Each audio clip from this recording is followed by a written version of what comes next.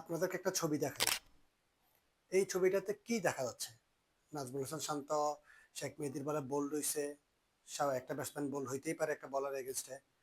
ব্যাপারটা এরকম, তাই না? কিন্তু না, মানে এত বছর ইন্টারন্যাশনাল ক্রিকেট খেলার পরেও একটা ব্যাটসম্যান এই যে আউটটা হইছে, এটা একটা প্র্যাকটিস সেশন ছিল। সবকিছুই ঠিক আছে। একটা ব্যাটসম্যান আউট হইতেই পারে, বোল্ড হইতেই পারে। ব্যাপারটা এখানে আসলে সীমাবদ্ধ না। আমি কোনো অ্যানালাইসিস না। আমি বাংলাদেশ ক্রিকেট টিমের সাথে অ্যানালাইসিস হিসেবে কাজও করি না, কিছুই না। তবে আমি যতটুকু ক্রিকেট খেলছি, আমি যতটুকু ক্রিকেটটা বুঝি, ওইখান থেকে একটু কথা মানে আমার মাথায় আসতেছে যে নাজমুল হাসান শান্ত এত বছর ধরে ন্যাশনাল টিমে খেলতেছে, এত বছর ধরে অ্যানালাইসিস আছে, এত কিছু আছে, কোচ আছে, এত কিছু থাকার পরেও এই ছোট একটা মানে জিনিস চেঞ্জ করতে পারে নাই। আপনার ভিডিওতে দেখা গেছে যে ওর শেখ মেহেদী যে বলটা করছে, নাজমুল হাসান শান্ত কাট খেলতে চাইছিল, যেখানে আপনার গুডল্যান্ডে বল হিট করছে। আমরা সবাই জানি যে শেখ মেহেদীর বলে আহামরি কোনো টার্ন থাকে না। নরমালি ওর বল ভিতরে আসে, যেহেতু নতুন বলে বোলিং করে, ওই ক্ষেত্রেও বল একটু ভিতরে ঢুকায়, মানে লেফটিদের এগেনস্টে। তো নাজমুল হাসান শান্ত কাট খেলতে গেছে গুডল্যান্ডের একটা বলে, প্লাস ওর থেকে মানে ওর বডি থেকে বল ব্যাট কত দূরে, কত গ্যাপ। আমার মনে হয় দিক দিয়ে দুইটা ফুটবল একসাথে যাবে। মানে বল আর ব্যাট এত গ্যাপ ছিল যে দুইটা ফুটবল অনায়াসে এই দিক দিয়ে যাবে। তো আপনি আপনি নর্মালি কাকে খেলবেন বা কোন বলটা আপনি কাট খেলবেন যেটা অফ স্টাম্পের বাইরে যাবে, একটু শর্ট অফ লেন্থে হবে? গুড লেন্থের বলতে আপনি কাট খেলতে গেলে আপনার টপে যে আপনার শর্ট থার্ডে আপনি ক্যাচ যাইতে পারে।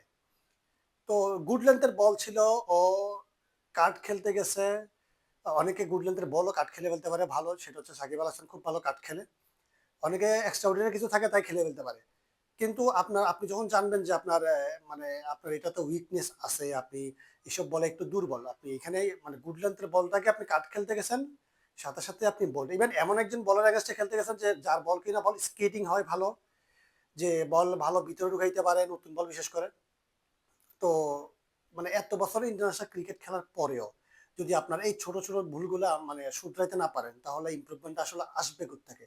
আপনি সারাদিন না প্র্যাকটিস করেন, যাই করেন না কেন, কিন্তু নিজের ভুলগুলো যদি আসলে শুধরাইতে না পারেন, তাহলে আলটিমেটলি ফলাফল জিরো। হয়তো ভাই অনেকে গালাগালি করবেন ভাই, নেট সেশন তো একটা ছিল, যারা শান্তর অন্ধভক্ত আছেন তারা হয়তো বলবেন ভাই একটা নেট সেশন ছিল, আউট হইতেই পারে ব্যাটসম্যান, একটা অনেক ধরনের আউট হয়।